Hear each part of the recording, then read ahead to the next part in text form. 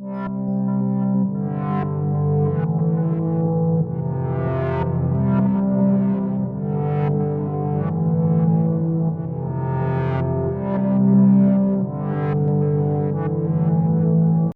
in for a treat today, folks. Sensors indicate we're watching Star Trek, but it's not the best Star Trek series I could be watching. Are you fucking nuts? Only bigots, misogynists, and MAGA hatters hate that show. But I repeat myself. No, not that one. Each season of that one kept getting better and better. Seasons 1 and 2 were a little rocky, but so was Next Generation. And by season 3 and 4, Enterprise was great. Or at least pretty good. No, not that one. Does this show look like it's called Did You Pay Me Enough to Watch That? No. Maybe I should get on that Patreon. That would make a much better show than this. No, I'm watching Star Trek the Animated Series. Look, I've called Hanna-Barbera a shithole animation studio. And it was. But Star Trek wasn't made by Hanna-Barbera. It was made by Filmation. If Hanna-Barbera was the bottom of the barrel when it came to TV animation, then Filmation was the top of the rotting barrel beneath it. So, cut that out. Man, I need to get a new video effects supervisor. Star Trek the Animated Series is the most schizophrenic series in the entire franchise. And whose idea was this? Lou Scheimer, the head of Filmation, pitched the idea to Paramount Television, NBC, and Gene Roddenberry. Everyone was on board, but they each wanted different things. Lou Scheimer wanted a Starfleet Academy show, sort of Scooby-Doo in space. Gene Roddenberry wanted hard-hitting science fiction that used animation to tell the types of stories that you couldn't do on 1970s television due to special effects limitations. NBC wanted something family-friendly, non-violent, and, god damn it, educational. Lucky for us, the contract Gene Roddenberry had with Paramount meant that he had quite a bit of say in the matter, but compromises were made. Toyetic characters like Emrys and Eric were added to the cast. That was all right with Gene Roddenberry since he was unable to get Walter Koenig to return to the series. And they cut down on the number of green women in lingerie just to make NBC happy. When the animated series was good, it was as good as almost any episode of Star Trek the original series. Maybe that's because a lot of these scripts were developed just in case the original got a fourth season. Not only that, but every member of the cast, even William fucking Shatner, delivered a performance worthy of its live-action counterpart. But when the series was bad, I'd see Lou Scheimer's name on the credits, and I just can't take it. He tasks me, and I shall have him. I'll chase him round the moons of Nibia, round the Antares maelstrom, and round perdition's flames before I give him up. Prepare to alter course! That being said, it's easy to see why I'm not going to review every episode. I could be here for days. Then again, we're in the middle of that COVID-19 crisis, so maybe I should. Kidding. I'm only going to review 4 episodes. 2 that are generally thought to be incredibly good. And 2 that are so bad, they'll give you a headache worse than using that reclining chair on Tantalus 5. The first episode we put to the test is Yesteryear. This episode has something amazing going for it right off the bat. It's written by Dorothy C. Fontana. D.C. Fontana might not have created Spock, but it's safe to say that the character as we know him today would not exist without her.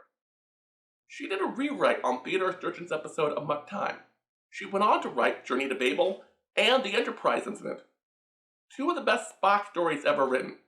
So having her write an episode and be the series story editor was a really smart move. The episode begins with a Captain's Log style opening. Kirk was recounting an adventure we didn't get to see.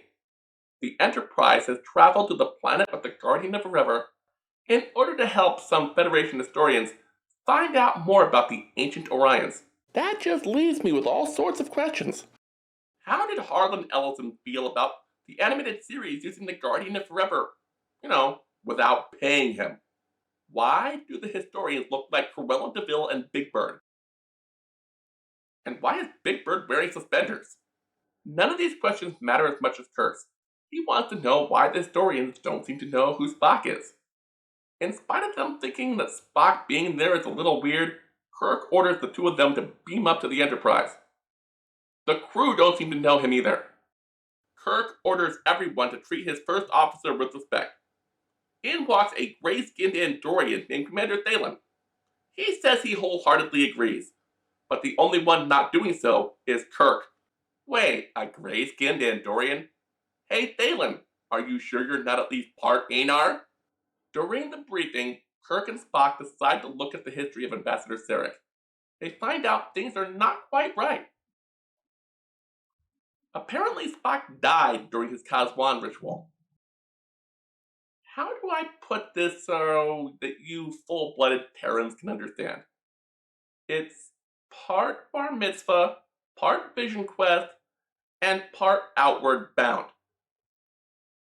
I don't know about you, but putting an 8-year-old out in the desert without supplies on their own, that doesn't seem too logical, does it? The death of Spock led to Sarek and his wife, Blanche Devereaux, or Amanda Grayson, getting a divorce. Not long after that, she died in a shuttle accident. Sarek never remarried, yet is somehow still alive. Wait, I thought Vulcans went through Ponfar every 7 years from their 40s up until their 130s. This means Sarek was boinking someone or something and just not getting married, or he cut his all off. Spock remembers his Kazwan. He says it didn't happen like that. Some distant cousin broke with tradition and saved him. Kirk looks over at Spock, looks down at his bootstraps, cough, cough, paradox, cough, and says, "Hey Spock, does that distant cousin look a lot like you now?" Spock just nods. Kirk says, "Well, I figured out what happened. When we were back on Orion, you were supposed to go back to Vulcan and rescue yourself. No biggie. We'll go back to the Guardian, say we fucked up, and get you a do-over."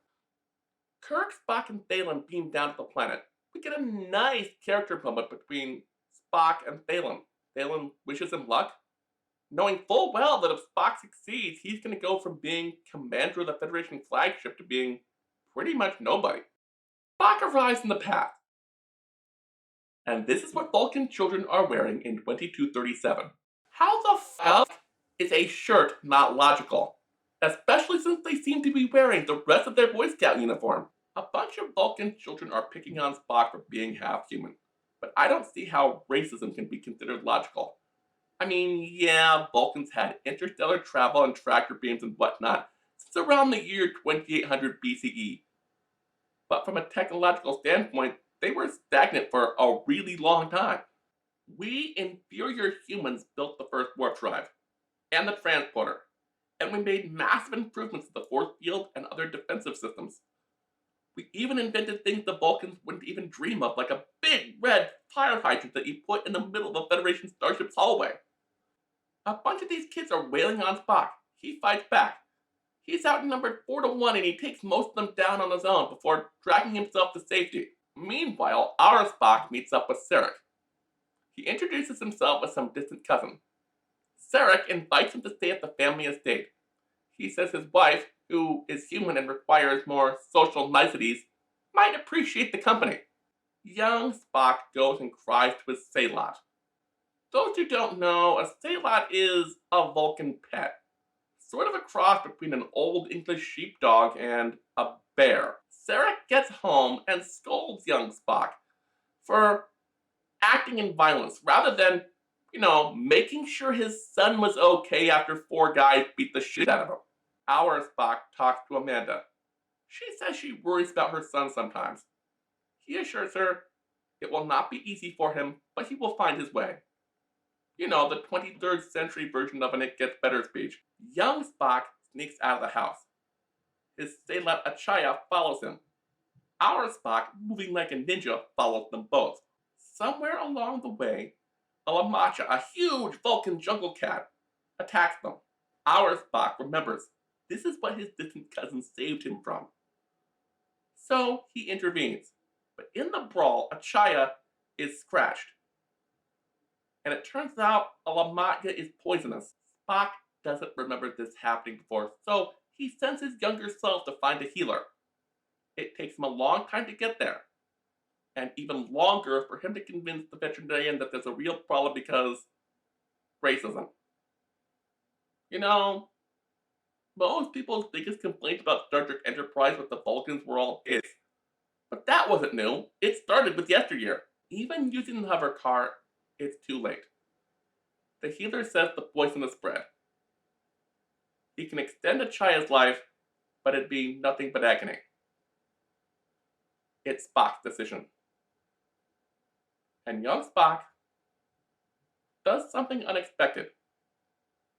He performs the Vulcan neck pinch on his sailor. That way he goes to sleep and passes away without pain. Spock returns to the present, and nothing much has changed aside from the death of Achaya. I think the reason this episode is so fondly remembered is that it doesn't pull punches. Oh, sure, it's no City on the Edge of Forever, but this is a show for children. And the death of a pet is a serious thing to them. Hell, we lost a dog last summer, and I still felt miserable for days. And I miss her terribly now. I don't think you could do a cartoon like this for kids anymore. Maybe on a nighttime cartoon like Bob's Burgers, but good luck getting a dead dog on Teen Titans Go. This has got me a little depressed. I'm gonna go have some lunch. See you in a bit. Okay, I'm back. And what's our second episode going to be? More troubles, more tribbles? Mud's passions? Once upon a planet? How about Pirates of Orion? Nah, I want something more obscure and overlooked by critics. And you know, I've often thought that Dr. McCoy was one of the most interesting characters on Star Trek the original series, so I'm gonna go with the Albatross. Kirk, Spock, and McCoy are about to beam back from the planet Dremia when Deimos, the local G-Man, says, "Thanks for the medicine. Oh, by the way, Dr. McCoy, you're under arrest. Remember that free clinic you ran on our sister planet Dremia 20 years ago? Well, thanks to you, everyone on that colony is dead now." No one believes him. Kirk throws a hissy fit. It's only at Dr. McCoy's insistence that he allows there to be a trial. Personally, I don't think Kirk was all that worried about the good old doc. He's just, a prime directive violation away from getting a free coffee from Starbucks. Kirk and Spock return to the ship. Kirk says if McCoy is going to have a trial, he deserves to have a defense. So he orders Sulu to change course for Dremia 2. A ship starts following them. Uhura says they're getting a hail from Deimos. Kirk orders the Enterprise to open its garage door to give his ship a chance to enter their shuttle bay. Once on board, Deimos says that Kirk is under arrest for running an unauthorized investigation. Kirk counters by saying, "Hey, if you do that, I'm going to have to report you to Starfleet as a stowaway. Or we could team up and run an investigation together." That's right, Kirk isn't stupid. He wouldn't enter a situation with mutually assured destruction if he didn't have a way out of it. When they beamed down to the planet, it looked as cold and desolate as Deimos had told them, at least at first. But after a while, they noticed there were small, subtle traces of at least one survivor, and they were able to track him to a cave. Once they catch up to the guy, they find out his name is Kolkai. They explain the situation. He says, "Amazing, everything you just said is absolutely wrong." It turns out it wasn't a case of Dr. McCoy running a free clinic and then everyone getting sick. It was a case of everyone on the planet getting sick, Dr. McCoy coming in to set up a clinic, people starting to get better, And then the Dramian government saying, okay, you can go now, we got this, please go or else. A few months after McCoy and his team left, a strange aurora hit, and then people started getting sick. First they would turn blue, then green, and then red, and then death. And right as he's finishing his story, Cobra Kai starts turning blue. They beam up the ship. Nurse Chapel, who is now in charge of sickbay, puts Cole Kai into stasis. Spock leans over to Kirk and says, "Sir, you appear to be turning into a Smurf. Most illogical." And Kirk isn't the only one. All of the crew seem to be turning blue. The only species that seems to be immune are Vulcans. You know, now that I think about it, I wonder what would happen if an Andorian got this disease. How would you be able to tell? I'm, excluding Commander Thalen, of course. Kirk quarantines the ship.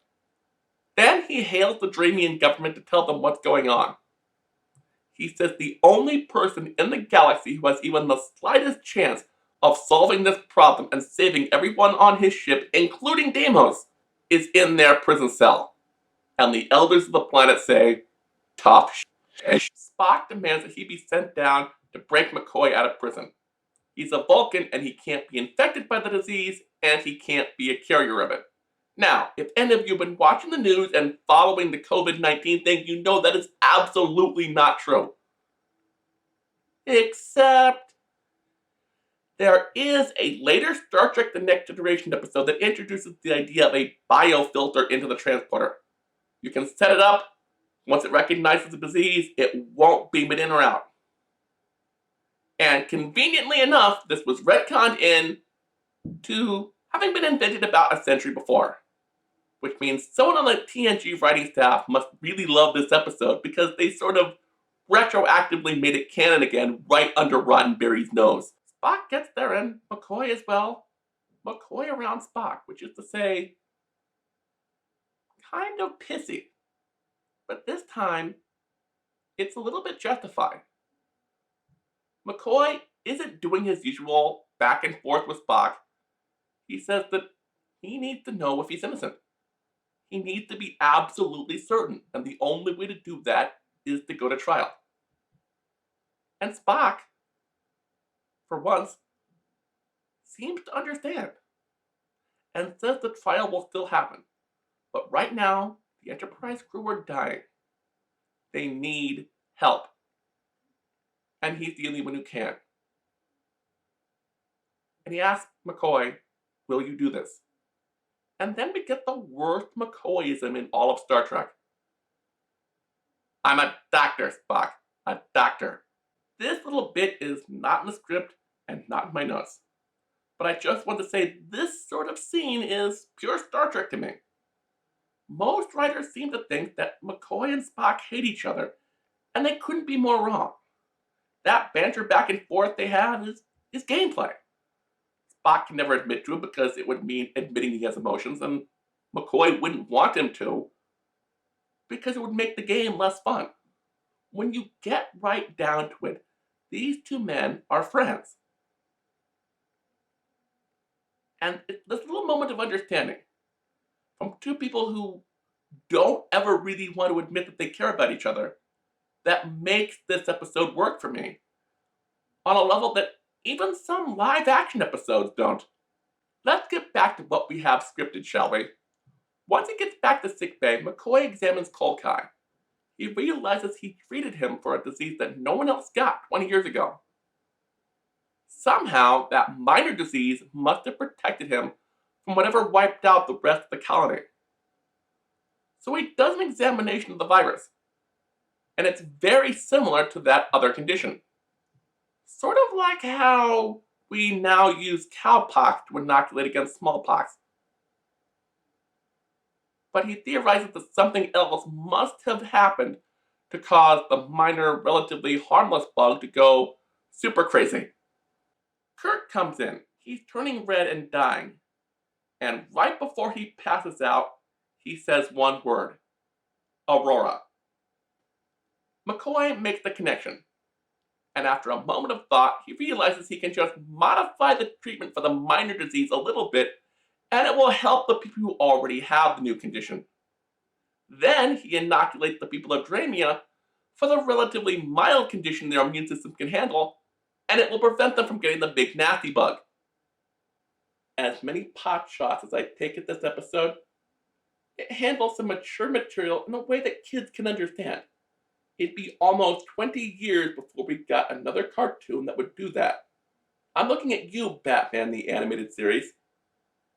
And yes, the animation is a little clunky. It's got the usual Filmation cheapness to it. Recycled backgrounds, objects placed in front of people's mouths so they can recycle the footage again and again in other episodes. Like that. But the script is strong enough that the episode itself holds together. So I'd say we're off to a pretty good... Yeah! No. This is just the second of 4 episodes I'm going to review. I'm nowhere near done yet. The next 2 episodes I'm going to review are considered the worst. And just because I know you guys are expecting it, here's the Infinite Vulcan. The Enterprise is fulfilling its raison d'etre, seeking out new life and new civilizations, boldly going where no man has gone before. Okay, an unmanned probe had visited this planet once or twice, but last time it was there, the planet didn't have a big building on it, or any plants. So Kirk sends down an away team. It consists of himself, Spock, McCoy, and because somebody remembered that he was a part-time botanist, Sulu. Of course, if they remembered that the last time anyone brought that up, this happened, maybe they would have let him stay home. Sulu takes an immediate liking to the plants, and vice versa. That's right, these plants are mobile. Damn, I wonder if this is Audrey 2's home planet. Meanwhile, while fidgeting with his medical tricorder, Dr. McCoy picks up super strong humanoid life signs. Whatever that means. They follow them to their source and find these moving, talking plant people. They attack, and all of a sudden, Sulu starts feeling kinda sick. Kirk and company turn around. The bad guys from Keen Dreams attack them. Either that, or the cast of VeggieTales is going through a goth phase. It turns out these swamp things are sentient. Not only that, they want to help. They give Sulu an antidote and he's better instantly. They offer to take Kirk to the humanoid they're looking for. They would have intervened sooner, but they're afraid of aliens. But that's only because the last one they met was such a dick. He enslaved them, and he made the current generation of plant people weak and dependent on him. It turns out these plant people are stranded there when they were only supposed to be there on a 3-week vacation. It was so bad that the moment they got free, they put up some sort of energy field that makes phasers useless. But surprise, surprise, the plant people aren't as nice as they seem. As soon as they reach the human guy's house, they release dozens of Kitty Pryde's pet dragon Lockheed. The dragons abduct Spock. Kirk confronts the plant people. They say, sorry, our master made us do it. Like that defense worked at Nuremberg. Kirk, Sulu, and McCoy march on, and they're stopped by this 30-foot-tall Roman times waiter named Caniculus 5. Wait, Caniculus 5? Wasn't that the name of the beaver guy in the neighborhood of Make-Believe? Caniculus tells them to leave Spock behind or die. The swamp monsters raise their weapons, and in an uncharacteristic move by Kirk, he orders the away team back to the ship.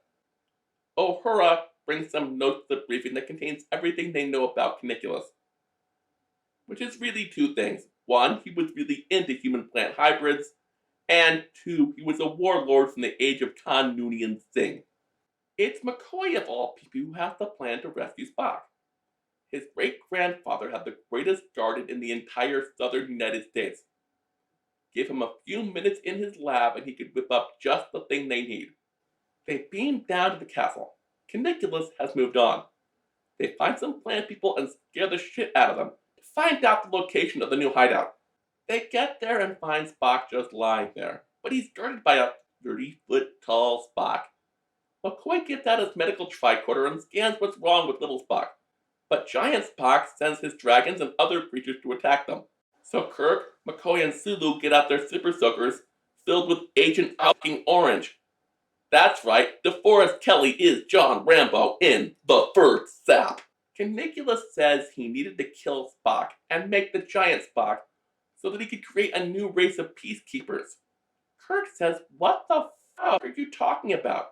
Apart from a few squabbles here and there, the Federation has kept peace in the galaxy for centuries. And what's the logic in making a giant Spock if you have to kill the real Spock to do it? And giant Spock just sort of nods. Big Spock does the Vulcan mind meld with little Spock. This acts as sort of a Windows reboot disk. Spock's fine. But this leaves Big Spock and Caligula with nothing to do with the rest of their lives. Kirk suggests making amends with the broccoli people would be a good start. And everything's fine after that. Well, until the broccoli people meet up with Jean Grey, but that's a story for another time. Next up on our plate is an episode I think gives Infinite Vulcan a run for its money in terms of awfulness. It's got everything you need for a horrendous cartoon. A nonsensical story. Recycled assets from a completely different show. That's right, there are frames that are clearly recycled animation cycles with Captain Kirk traced over Aquaman. It's got body horror and some really shitty animation effects that try to make it look like it's underwater. That's right, I'm talking the ambergris element.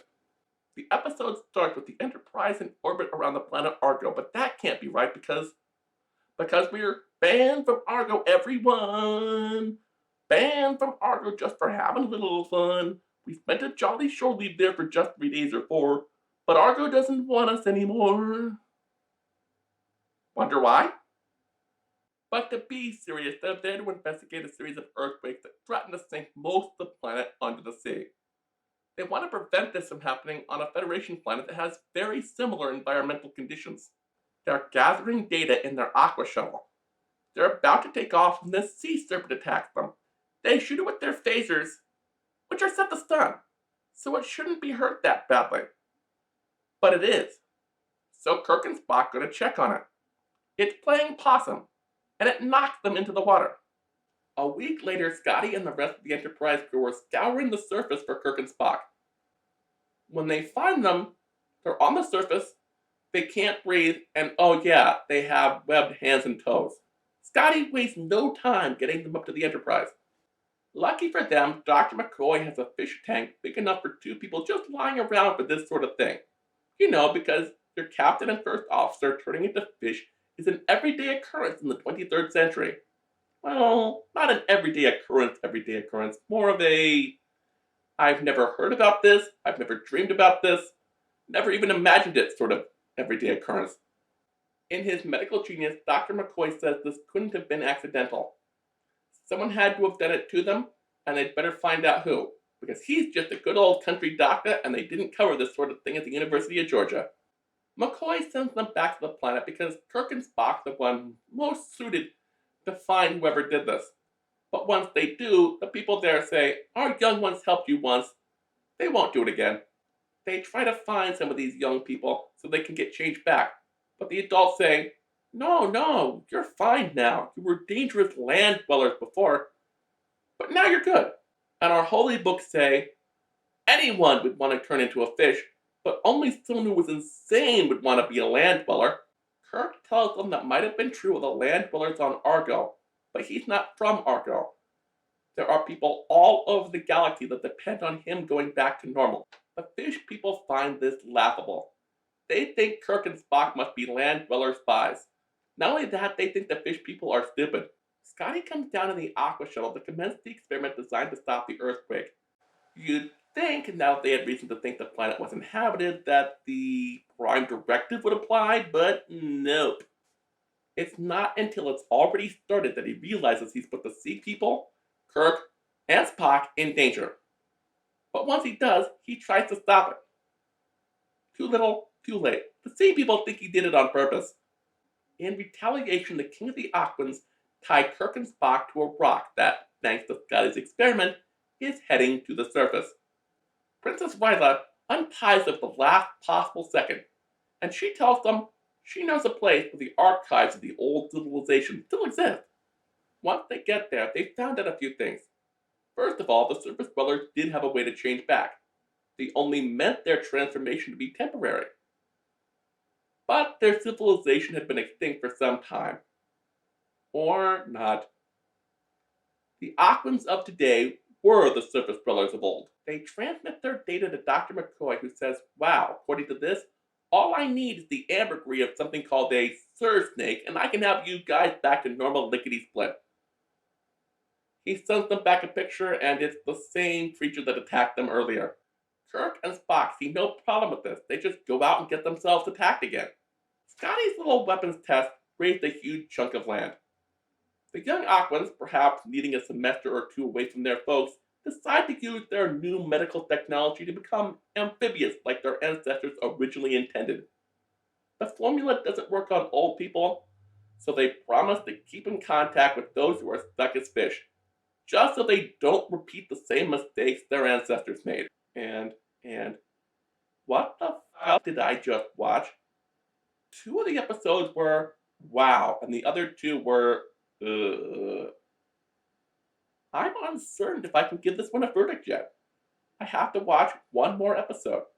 One that fans think is average for Star Trek the Animated Series. One that's not great, but not so bad it has me nostalgic for that episode of Star Trek Voyager where Janeway and Paris fuck an entire species into existence. So, which episode shall be the deciding factor? The time trap? The jihad? How sharper than a serpent's tooth? Nah, I think I'll go with the Lorelei signal. And it's written by Margaret ARMEN. No, not the author of The Ambergris Element. No. Stop that. We still have one more episode to review. Then I'll decide the fate of this DVD set. I don't give a bouquet puff if the writer of this episode is also the author of The Paradise Syndrome, often cited as the worst episode of Star Trek the original series. The premise is simple. The Enterprise is out exploring the unknown. They're in a sector where every 7 years a Federation, Klingon, or Romulan vessel has vanished. I guess this time around the Federation pulled the short straw when it came to deciding who had to find out why this was happening. Anyway, they get this subspace signal coming from 50 light years away. Kirk decides to investigate. It's not a hard choice to make when every male who hears the sound it creates sees an image of a beautiful woman. The women on board have no effect whatsoever, so I guess this means there are no lesbians or bisexuals on the Enterprise. Uhura thinks the guys are crazy, but she doesn't stop them from going on an away mission. The usual gang, Kirk, Spock, and McCoy, beam down. Stella, the leader of the colony and winner of the Shiva lookalike contest, is waiting for them. Stella and her twin sisters start whining and dining them. Hours pass like minutes. Kirk eventually asks where all the men are. Stella says they're elsewhere in the compound. Kirk doesn't want to be a buzzkill, so he doesn't question this. A few minutes later, Kirk says it's getting late, and they should go home. One of the women throws a dodgeball at Spock, and he just falls over. Spock is super strong, so it takes just a bop on the nose to take down Kirk and McCoy. Meanwhile, all the guys are acting like lovesick puppies in a dazed euphoria. Uhura sees no other choice but to commit mutiny for the good of the crew. Scotty seems okay with this and continues to fap off. Uhura continues with her plan. She gathers up as many female crew members as she can and prepares for a strike on the planet. Kirk, Spock, and McCoy wake up and feel even more tired than they were when they went to sleep. They look at each other and realize they've all undergone some form of rapid aging. Not only that, but the ladies have taken their communicators and tricorders. You know, as a guy who lived in Baltimore for 4 years, you'd think I'd have a similar story to tell, but nope. Well, there was the time I went bowling and my friend Melanie tried to steal my Hawaiian shirt, but no, that's not quite the same thing. They decide to go find their stuff. Spock says Vulcans have a longer lifespan and he'd have the best chance of success, especially if he didn't have to worry about the other two. so he goes off on his own. But much like Fozzie Bear after his night confiding in Raquel Welch, he didn't have the endurance for it. He does manage to get in contact with Uhura, and her squad is already at the ready, and they manage to rescue Spock. Uhura confronts Thela. She says she's not bad, she's just drawn that way. No, that's not it, it's the planet. It turned them into vampires. They need to suck life energy out every 7 years or they die. They already killed all the men on their planet. They didn't mean to, it just sorta happened. Uhura wants to know where Kirk and Bones are. Dayla turns on her TV and there are Kirk and McCoy in a tunnel filled with water, which she says is strange since the nearest reservoir is very far away. Yet that's exactly where the transporter chief finds them. Half dead, Spock thinks he's found a solution to the aging problem. They just have to trick the transporter to keeping their minds intact but reassembling them with the pattern they had when they first beamed down to the planet. Kirk asks Scotty if this is even possible, and he says, "Possible? Nay, Captain, but for you, I'll make an exception." This brings me to my one problem with the episode. That if this doesn't work, your molecules will be scattered to the four winds line. That goes to Scotty. That seems like a Bones line to me. But what do I know? I only learned about Star Trek the way Scotty did about whiskey. You know, the womb. Kirk agrees to find Thela a new planet. McCoy says they'll acclimate pretty quickly. After that, they won't be vampires anymore. All in all, I have to say this episode is pretty good. Not great, mind you, but it deals with a serious subject, equality amongst the sexes, in a mature way. Or at least mature for a 1970s cartoon series. So, did I get what I paid for? Damn tootin'. Now where's that vertical screen? Come on, you can do it, you can do it. Yes! Good visual effects, Supervisor. Good, good, good. Now sit, sit, sit.